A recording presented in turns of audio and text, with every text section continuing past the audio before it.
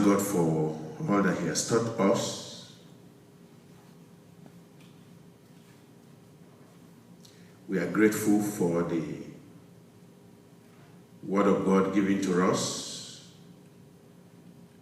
We ask that we will not just be receiving, but we will do something with what has been done for us. Give us the grace, Lord, to make use of all the things you have been teaching us, so that we can be able to become productive Christians, productive believers in the name of the Lord. In Jesus' name we pray. Amen. We come to the Colossians today, even though after this study we're actually going to go to other sections, and then we're going to be back to it in a couple of studies later.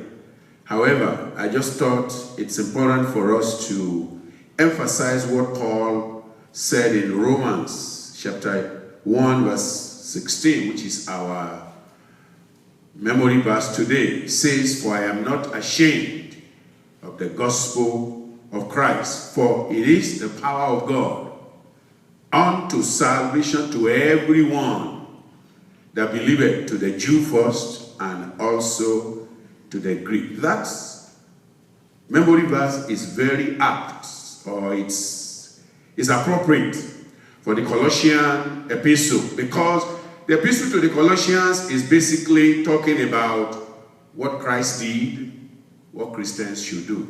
It's that simple. If you're looking for a way to summarize it, what did Christ do? He gave us what? Salvation. What are we supposed to do? Proclaim the gospel of salvation. That's Colossians for you, in a very simple way. I mean, we came from the epistle to the Philippians. That one simply talks about joy. Amen? Joy. Joy in serving the Lord. Joy in suffering. Joy in believing. Joy in giving.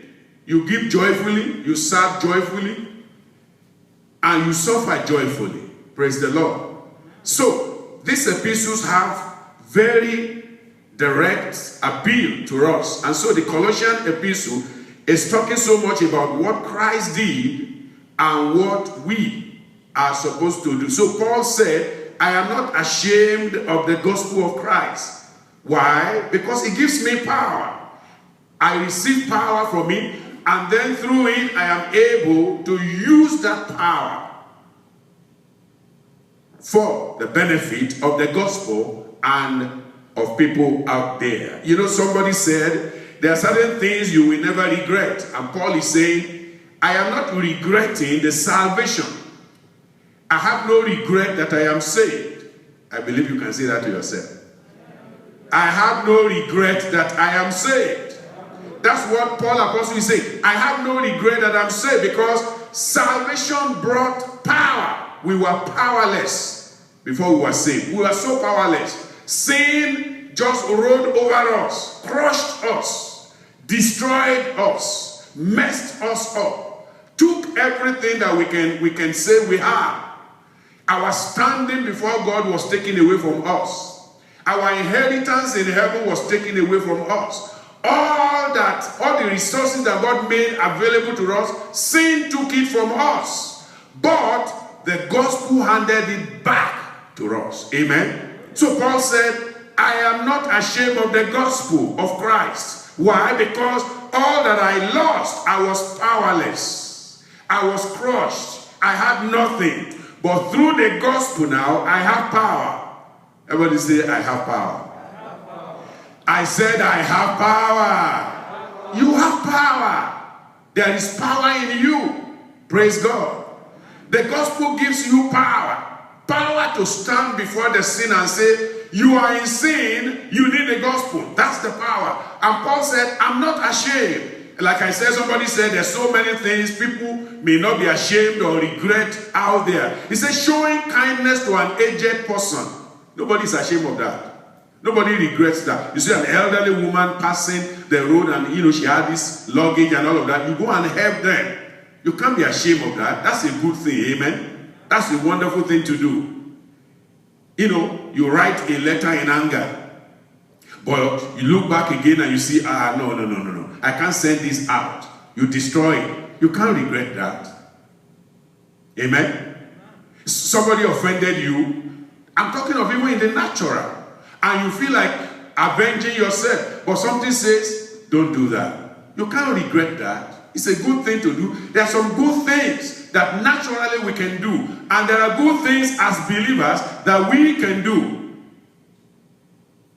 Taking time to show consideration to your parents, to your friends, to your brothers, to your sisters. You can't regret that. Those are good things to do. Being nice to the stranger. You can't regret that. It's the right thing to do. Because you never know. I mean, think about 1 Samuel chapter 30. What happened? David and all his people, they had lost virtually everything in Ziklag. The city was burned. Everything they had was, and then they were looking for a way. They prayed to God that they needed a way to get there. And as they were going, they met a young man on the road, left for dead. They gave him food. They gave him water. He revived. Did they regret that? No, because at the end of the day, it was the same guy that led them to recover all that they lost. So you cannot regret the fact that you did good to somebody. Stopping a scandal that will have ruined somebody's reputation. You can't regret that. Those are good things to do, wonderful things to do. But Apostle Paul said, as good as all of that, as good as they were and they are and continues to be, he said there's one thing a believer should never regret. I will never regret the gospel of Christ. Amen. You should never regret the gospel of Christ. It should make you joyful. You should never say, oh, I wish I'm not born again. That's a terrible regret. That's something you must never regret. I wish I'd never come to a church where they teach us the truth of the Bible, because if I don't know the truth, it will not have set me free. You cannot regret that. You can't regret. If you regret that, then the devil is now in charge. And I pray the devil will never be in charge of your heart. It will never be in charge of your decision. So Paul said, I do not regret. I am not ashamed. That's the word there. I am not ashamed. It means I do not regret. I met Christ in Acts chapter 9. And from that point, I have no regret. I've suffered. I've given a lot of things. I've been beaten. I've been left dead. But Paul said, I have no reason to regret. In fact, I want to do more. I felt like I have not done enough. I do not regret it. Listen, brethren. One of the things that the devil gave to humanity at the beginning of time is shame. Shame. That's what we inherited when we disobeyed God. Amen. That's what happened. And so in Genesis, you see God coming in and asking Adam and Eve, where art thou? Oh, we are still in the garden, but we are hiding now. We are ashamed. Shame has caught up with us because we disobeyed you. That's the only gift that the devil gives. The gift of what? Shame. The gift of shame. That's what the devil gives. But the first thing a genuine gospel delivers you from is what? Shame. It's the first thing it delivers you from. Shame. You suddenly feel liberated. There is liberty. There is freedom. You are happy. Where you have done wrong before, you are no longer hiding. You don't want people to know. You come publicly and say, I have sinned before, but now I am grateful to God. He has delivered me. You are never ashamed. That's the courage that the gospel gives. And brethren, we have to make sure that the devil doesn't steal that courage the second time. He must not take it away from you again. The courage, the confidence that you receive as a believer. You must not allow the enemy to take it. Scripture says in Genesis 2:25, it says they were both naked, the man and his woman. They were both naked in the garden. They were naked.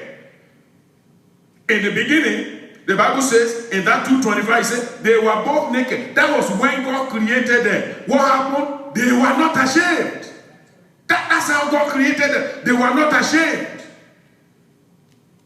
And then the enemy came in Genesis 3 verse 5. And he said, for God know that in the day you eat thereof, then your eyes shall be open, and ye shall be as God, knowing good and evil.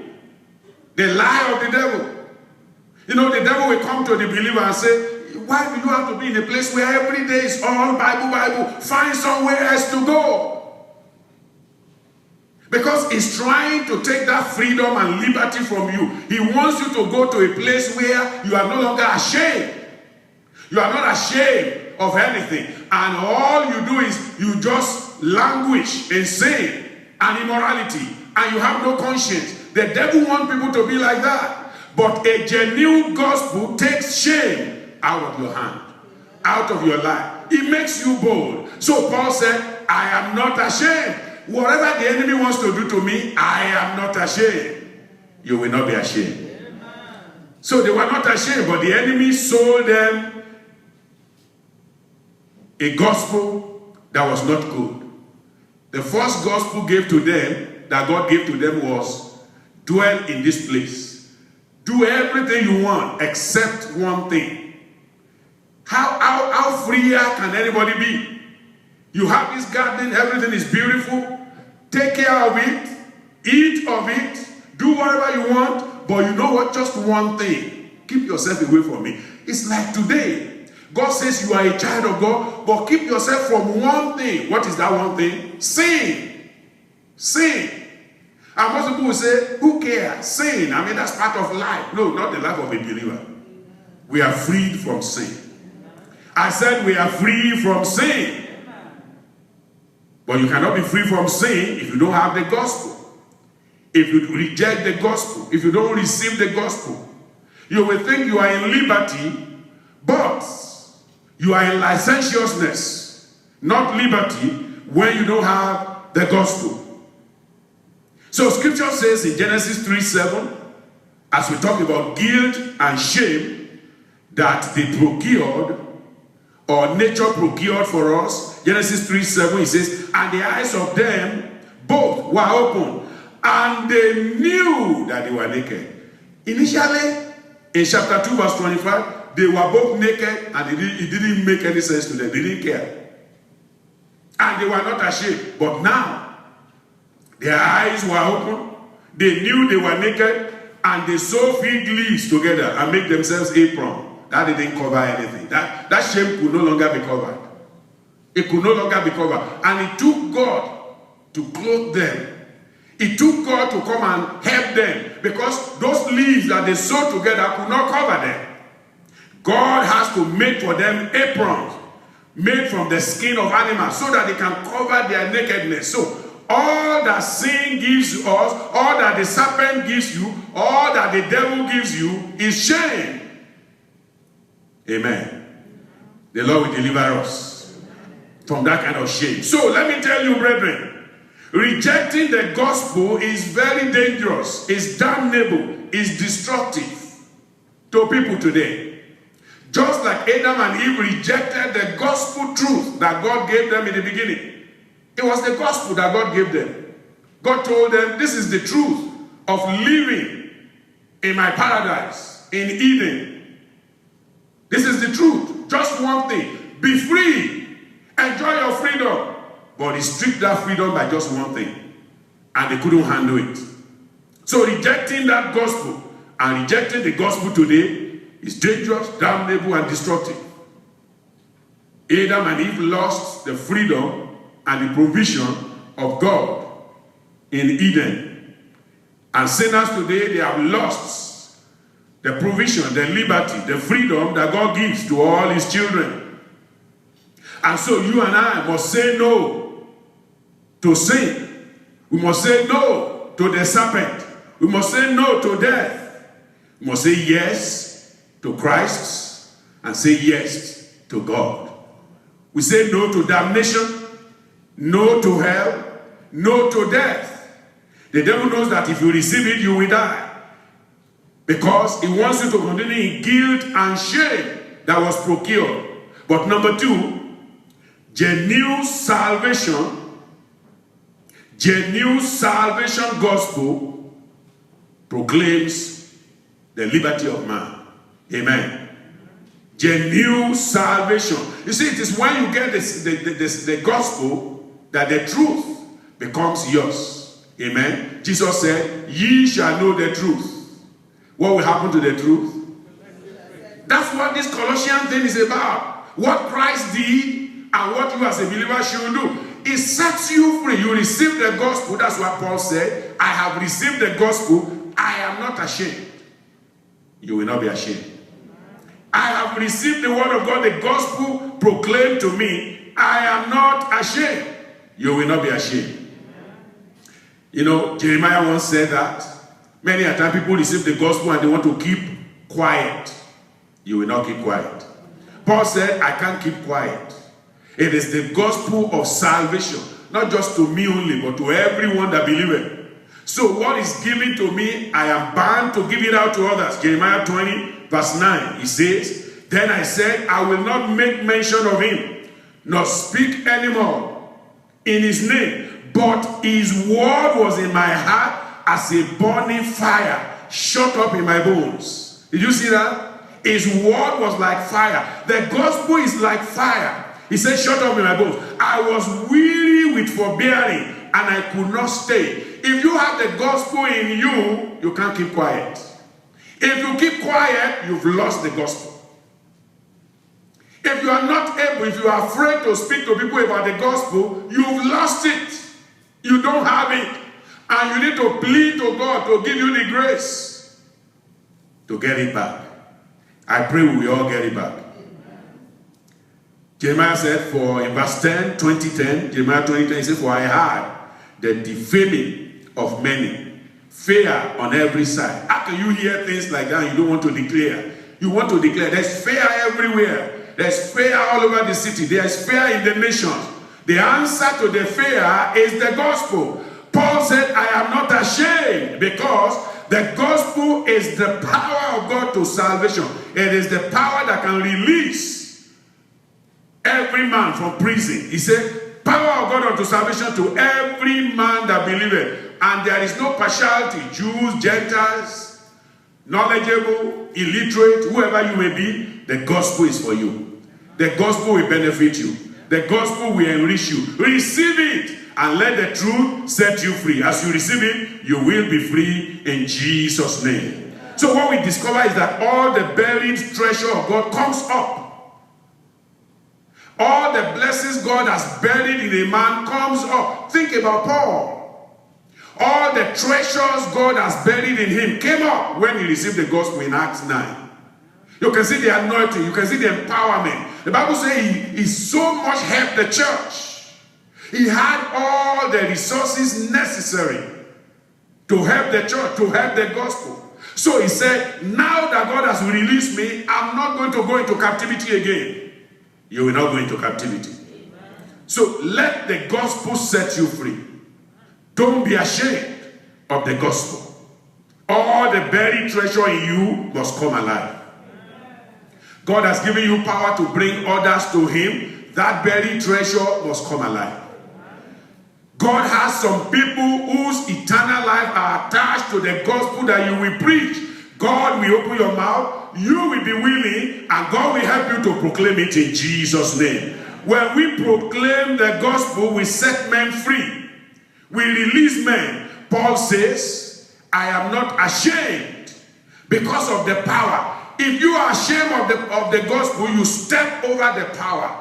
You oppress the power. The power that the gospel brings, you press it down. You don't allow people to receive it. There are a lot of people in bondage and they need that gospel. God will give you grace to declare the gospel in Jesus' name. So all those buried treasures, God must bring them alive. You know, think about Ezekiel in the valley of bones. Think about Ezekiel saying, I don't have the power. I can't do anything.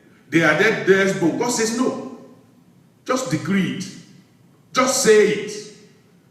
Just declare it. Because when you say the word, it will come. And Ezekiel, probably maybe he didn't believe it. In that chapter 37, let's go back there. Because you have to believe that there's power in your gospel. Amen. It's the gospel of Christ, but it is also what? your gospel. Do you believe that? Do you believe that is your gospel? Okay, let me read it to you if you don't know. 1 Thessalonians, I will read that before Ezekiel 37, which is where I was going. 1 Thessalonians. Look at what Paul said. 1 Thessalonians. In chapter 1, in verse 5. For our gospel. What did he call it? Our gospel. It becomes our gospel. It's the gospel of Christ, but now we have made it ours. And in another passage, Paul said, my gospel. My gospel. It became personal. So, when you know it's your gospel, you know that there is power in your gospel. I said there is power in your gospel. It is the almighty divine gospel. It is our gospel, but now it is your gospel. Look at the gospel proclaimed by Ezekiel. Verse 7 of chapter 37. So I prophesied as I was commanded. Amen. As you leave this place today, begin to prophesy. Begin to proclaim the gospel. Tell people about the gospel. Tell them about righteousness. Tell them about salvation. Tell them about redemption. Because if you don't say it, they will not be able to know it. And if they don't know it, their life cannot be changed. Because the gospel transforms lives. And the transformation happens only if you declare it. Only if I declare it. The gospel of Christ that is able to save, to deliver, and set free. And to bring all the buried treasure of God out of the foundation of every man's life. Amen. So we declare it, we decree it, we proclaim it. So I prophesy as I was commanded. And as I prophesy, it's like Ezekiel was saying, when they asked me to say it, well, I said because I was told. But look at a surprise. Look at a surprise. Ezekiel said, I prophesied as I was commanded. He said, and as I prophesied, Ezekiel said, I discovered if I didn't prophesy, nothing would have happened. But as I obeyed God and I prophesied, there was a noise. Hallelujah. In this city, there will be noise. Around you, there will be noise. You proclaim the gospel, it will bring great noise of joy to people in Jesus' name. You remember when Jesus came, there was glad tidings of great joy. Amen. Even physically speaking. The gospel tells us that there was glad tidings. The shepherds were happy. The whole city was in uproar. Stars were coming up. All kinds of things. Glad tidings. Glad tidings of great joy to the whole city, to the king, to the rulers, to everyone. So, as you and I proclaim the gospel, he said there was a noise. And behold, a shaking. Hallelujah. It won't happen if you don't proclaim it. There won't be a noise. There won't be a shaking if you don't proclaim it. But as you proclaim it, there will be a noise. Oh, do you understand what that noise means in our own context? Somebody hears the gospel and there's an initial confusion in their head. They are thinking it, noise all over. But suddenly, in the midst of that noise, there is what? A shaking. What is that shaking about? The foundation of error is being broken. The foundation of ungodliness is being broken. All the chains of the devil is being broken. There is a shaking. I pray in our generation there will be a shaking. And then he says, and the bones came together, bone to his bone. Hallelujah. Bones to his bone. It's like things begin to arrange. You speak the gospel and things begin to arrange. People's lives begin to arrange. Amen. All the disjointed areas of their life begins to arrange. Their eyes open. Their mouths open. They now understand their place in God. Now they understand what God wants them to do. There is a shaking. Bones to bones begin to join themselves. They came together, bone to his bone. And when I beheld, hallelujah. You know, when you proclaim the gospel, it's wonderful that you enjoy the scenery. Praise God. You know, you are in a gospel crusade and you see what God is doing. You see people running to the altar to give their life. Ezekiel said, I behold, lo, the sinews and the flesh came up upon them, and the skin covered them. Miracle. Amen. Miracle. You see the life of people being joined together, and suddenly people that look like they are naked, they are nothing, they are powerless, they rise up, they declare the glory of God, they sing hallelujah, and they are ready, they are mobilized to become armies for the Lord. Paul said, this is why I am not ashamed. Because the power of God is able to transform even the dead bones, turn them to great army. And I'm praying today, all the dead bones will become great army. Amen. I say all the dead bones become great army. Amen. In the name of Jesus. Amen. But what happened? As that happened, then the truth of God becomes palpable. Then the gateway is broken, and everybody is allowed to move in. The gateway from being ashamed to not ashamed is the cross of Christ. It is a demonstration of what Calvary accomplished in man and the reality of the transforming power of the gospel of Christ. Transforming power of the gospel of Christ. Now, like Paul said in Romans 9:1, he says, I say the truth. In Christ, I lie not. He was a liar, an injurious person. But he says, now, as you look at me, look at the transformation. I say the truth in Christ, I lie not. My conscience also bearing me witness in the Holy Ghost. Listen, when he was persecuting others, he had no conscience. But now he says, I have a conscience. That's the transforming power of the gospel. Titus, 1 Timothy 2:7. He says, whereunto I am ordained preacher, apostle. I speak the truth in Christ, I lie not. You see that? Truth comes in. Righteousness comes in. Amen. And then that leads to our last part. The last part, because it says, ye shall know the truth, and truth shall make you free. So, we came all the way from number 1, the guilt and shame that was procured. Number 2, the salvation, the new salvation gospel that was proclaimed. Now we come to growth in salvation and gospel power. Growth in salvation and gospel power. The power of the scripture or the power of the gospel brings confidence and courage to every believer, to everyone. Paul said, I am not ashamed of the gospel of Christ, for it is the power of God unto salvation to everyone. No one is left behind. Young people, old people, no one is left behind. He says it brings confidence and growth and courage to the believer. This is one of the first gains that we have after genuine salvation. Our eyes are open. We accept the truth. We receive the truth. And then we begin to enjoy the benefit of the truth. So, several things quickly. Number 1, we accept the given gospel. Amen. If there are those who are hearing me today and you are yet to accept the giving gospel, accept it today.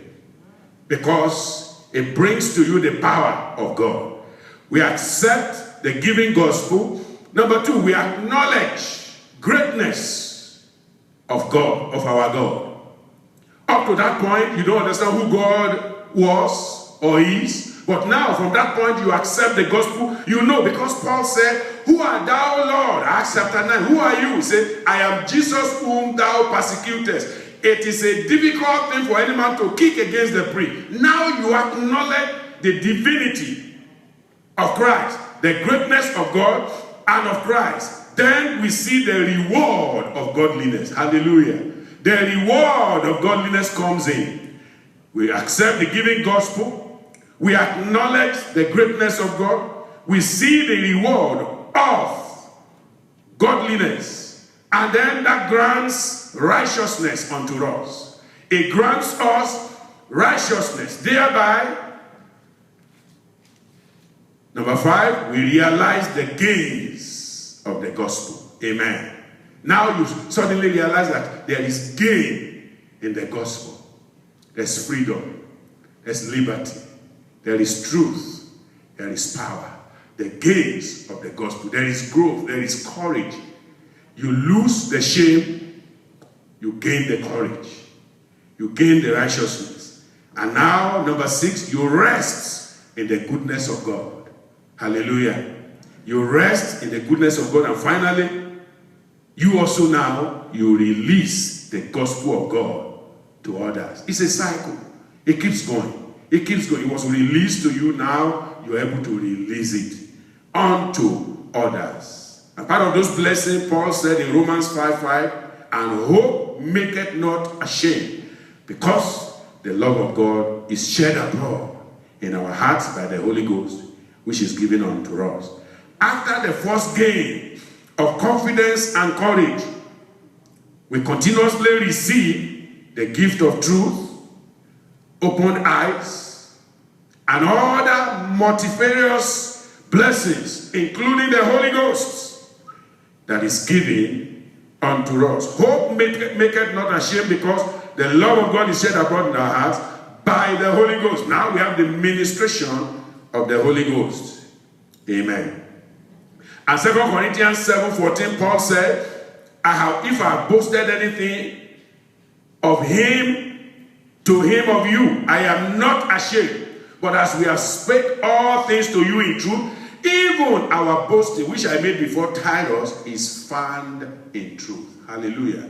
Now you can even make a boast of others. You know their faith. You look at who they are and you say, I know that individual will do right. In the beginning, Adam and Eve could not say that about each other because they have messed things up. But now, you and I, in Christ, in the gospel, we can make our boast in other believers. We can say, we know they are going to obey God. We know they are going to do right. We have confidence in God that they are going to be righteous. They are going to be holy because they have received the God. There's certainty that comes with the gospel.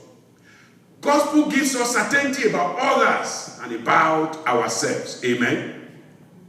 So Paul said in 2 Timothy chapter 1 verse 12, he says, for myself, for which cause I suffer these things, nevertheless, I am not ashamed. So you can suffer now for Christ. I am not ashamed. I know whom I have believed, and I am persuaded. In fact, that's the last point there that I like to make. Persuasion. You are persuaded. You are grounded. Nothing can move you. I pray God will give you this kind of persuasion. I said, He will give you the kind of persuasion. You know, Paul talked about it so much. Persuasion. I am persuaded. I am persuaded. Romans chapter 4. Let's read it before we pray. It says, therefore it is of faith, verse 16, that it might be by grace to the end. The promise might be sure to all the seed, not to that only which is of the law, but to also that which is of faith of Abraham, who is the father of all. As it is written, I have made thee a father of many nations before him, whom he believed, even God, who quickened the dead, and called those things which be not as though they were. Hallelujah. Who against hope believe in hope. That's what the gospel gives us. Against hope, we're able to believe in hope, that he might become, that you might become. In verse 19 it says, and being not weak in faith, you will not be weak in faith. Verse 20 says, he staggered not at the promises of God. The promises given to you now, you are not staggering, you are standing. You are courageous. God will make you courageous. God will keep you standing. In the name of Jesus. In verse 21, he said, and being fully persuaded that what he has promised, he was able to perform. There's performance in your life. There's performance in our life. That's what the gospel gives. I say that's what the gospel gives. And the gospel will give it to you in the name of Jesus. The blessing of God will come upon your life in Jesus' name. You know, when we make a commitment to the Lord, it's like the story of somebody who made a commitment and, he had a great inheritance. But she decided she was going to serve God. And at every point of her life, at one point she says, no reserves. At another point where there was a serious distraction, he says, no retreat. And finally, towards the end of her life, she said, no regrets. No reserves, no reservation. No retreats, no regrets. So shall it be for you. For I am not ashamed of the gospel. Can I hear you say that? Declare like Paul now, for I am not ashamed of the gospel. Rise up with me. For I am not ashamed of the gospel of Christ. I am not ashamed of the gospel of Christ. For it is the power of God unto salvation to everyone that believeth, to the Jew first, and also to the Greek. The gospel has come to you today again. Receive it. Let it empower you. Use it for the glory of God. To the Colossians, they have been shown by Paul what Christ did. Now he expected them to do what Christians should do. I've given you the gospel also. Go and do likewise. Make sure you use the gospel for the greatness of the kingdom, for the glory of our God. And the Lord will help you to do that in Jesus' name. In Jesus' name we pray.